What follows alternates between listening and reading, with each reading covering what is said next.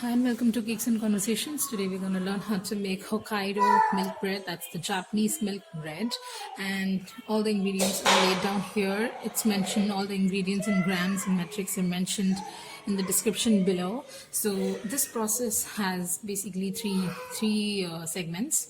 So the first one is the tanzong, that is basically flour and water. You heat it up and make like a thickener. Okay, that's roux, and that's the starter of this recipe. Okay, then we have the main ingredients. That's butter, yeast, milk powder, vanilla, sugar, salt, milk, and again flour. And this is the last, which is the glaze. So this glaze, usually you can do egg wash, but we are not doing an egg wash. This is an eggless recipe. So we are doing something which is a replacement to the egg wash. That's the eggless version. So this is honey and milk and turmeric. That's why it's yellow in color. Okay. So this is the egg wash or the eggless egg wash. I'm using active dry yeast, so I have to activate this.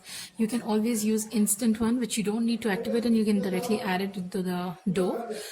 Also, I'm using both the flours are bread flours, strong bread flours, because we're making bread, of course.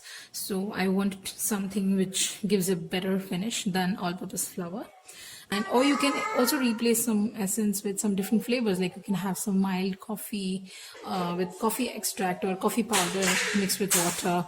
So anything, you can innovate with it. Let's start making the tanzong. Tanzong is a mixture of flour and water, as I said.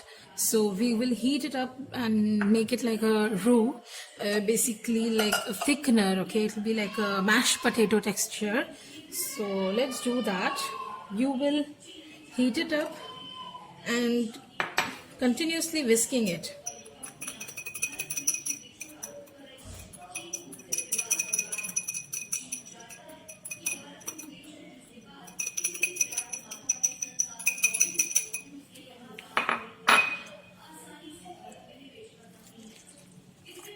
So this recipe gives you one loaf. You can always double up or half the quantity depending on your pan. I am using a Pullman loaf tin. So I've just mixed it. I'm just going to heat it up. I'm going to heat it up and I'll show you how the texture looks like. So this is the texture that you will get.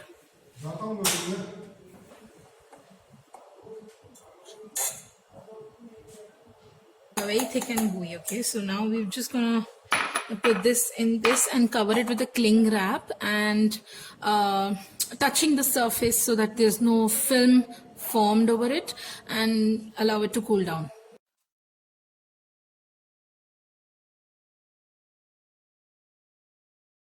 We cook this tanzong because basically tanzong is a technique which has been used in Asian baking. Okay, so this method of heating flour and water that activates the starch in the flour and creates a perfectly hydrated dough, which is filled with tiny air bubbles and those soft textures of the bread.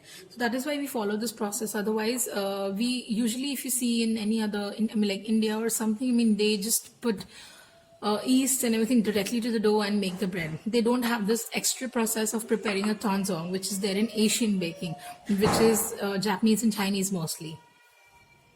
So meanwhile, this is cooling down. What I'm going to do is I'm going to activate my yeast. So I'm taking milk and sugar.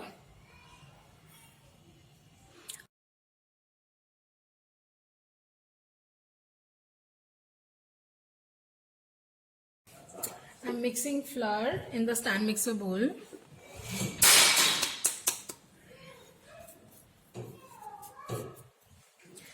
Milk powder. So now for vegan, you can use coconut milk instead of the regular milk, and coconut milk powder instead of the normal milk powder. Okay. A little bit of salt. I'm not using so much. Just a little salt just to balance the sweetness. With salt, the sugar or the sweetness just gets enhanced. Okay. So once this is, I'm just like roughly mixing it. Now we use the dough hook attachment, then we add both of these to this mixture and we start whisking it.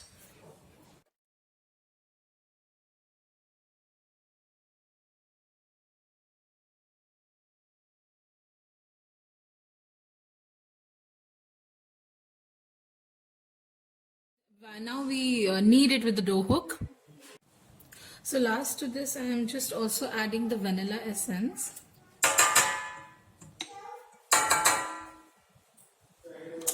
We'll start slow so that the dough, the flour is not everywhere on the counter space, and slowly, gradually, we will increase the speed of the kneading process, the mixer basically.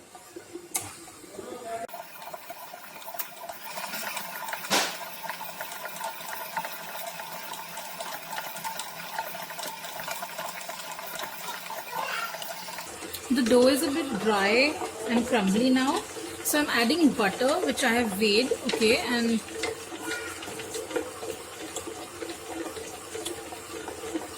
you may seem that this is a lot of butter, but then it just gets incorporated in the dough. Definitely the dough will get sticky at first.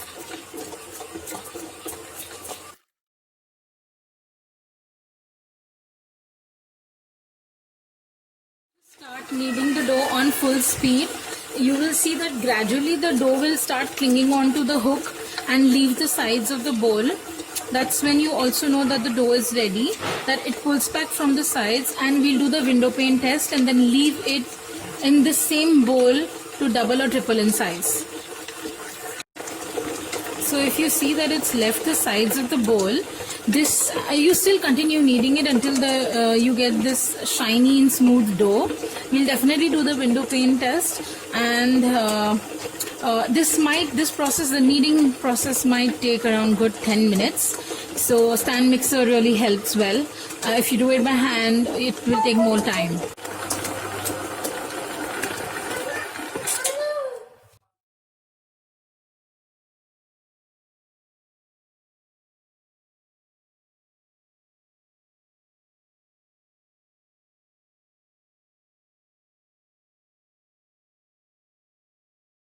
So the dough has done, it's not sticking to my hand at all, and we'll do the window pane test.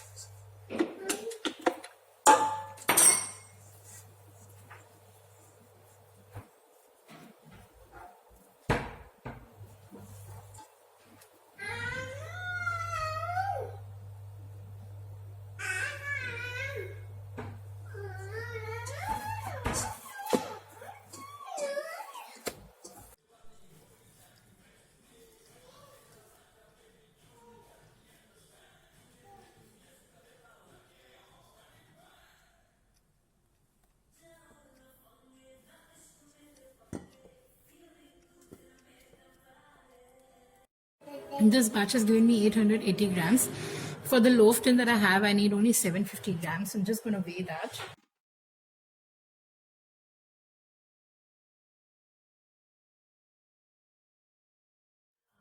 I'm taking 700, okay? 700 grams.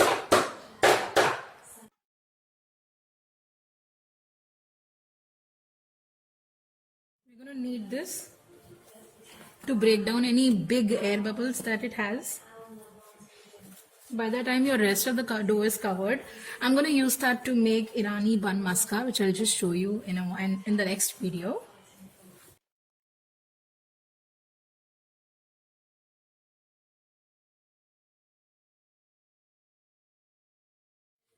I'm just using some flour, same bread flour, to dust this.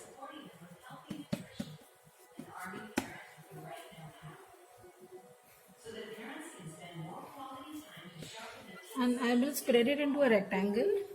You can spread it with your hand, no problem. I'm just going to do it with this.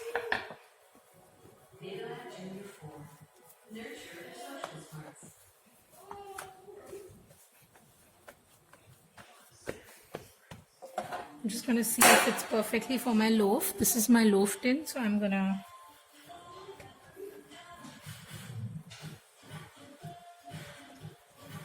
okay, so you can roll it tightly. Also, I'll show you how to roll a loaf how to roll a bread loaf. If you want, I'm putting half Nutella just for a chocolate, feel. And it's a very thin layer I'm gonna spread. On just half of it.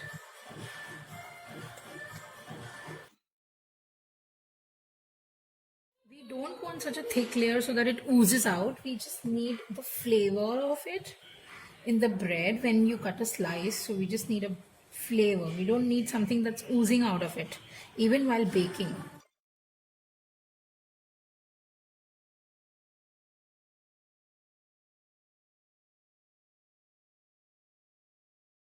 Show you how to shape it. Like you need to tightly roll it. So twitch, fun, and then press it down.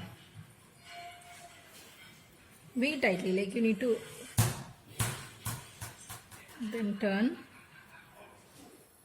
and press. Turn, press. Turn, press. And then you will just tuck this. Pull it and tuck it tightly. It's okay if it tears, no worries. Okay. Then you need to pinch the seam. Okay, seam will be down. Press your loaf from the side. Take your pan. Very lightly. You can adjust it a bit. You can shake your pan so that it just gets adjusted. Seams on the side, the bottom seam on the down. So your top has to be very plain. And now we'll allow this to proof again for 1 hour.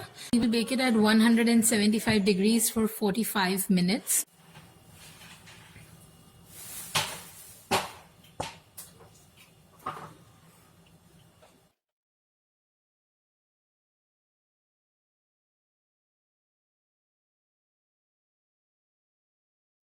So my Hokkaido milk bread is out of the oven. It looks beautiful. I'm just gonna demold this. Of course it's hot, so just be very careful. If it's baked properly and the tin was greased, it will come out automatically. It will release itself. I'm not doing much.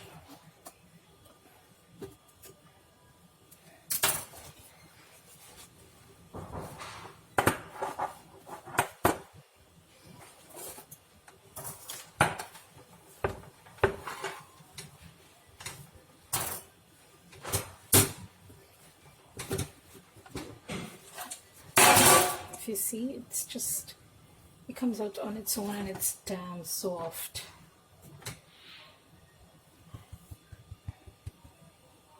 It's so soft.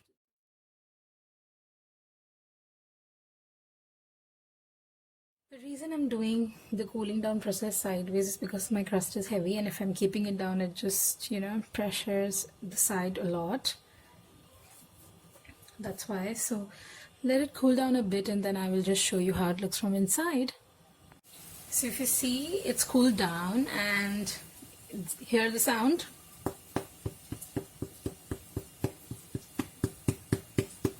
That's how your bread, it's perfectly baked, because it has a hollow sound. I'm gonna slice off it and show it to you. I wanted to pull apart, but I still need to do a little bit cut on the top because it's a little bit crusty. It's not so crusty, of course. I forgot to put the melted butter on the top after when it came out of the oven. You can do that so you will not have this crust. Okay, it's not that crusty, but if you don't want and you want something softer on it, put the butter and cover it, with a cloth. It'll be just soft.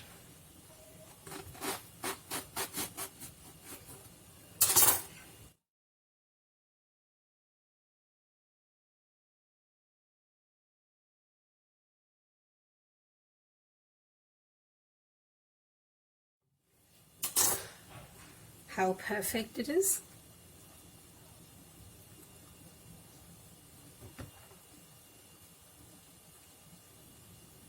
Let me show you the chocolate one.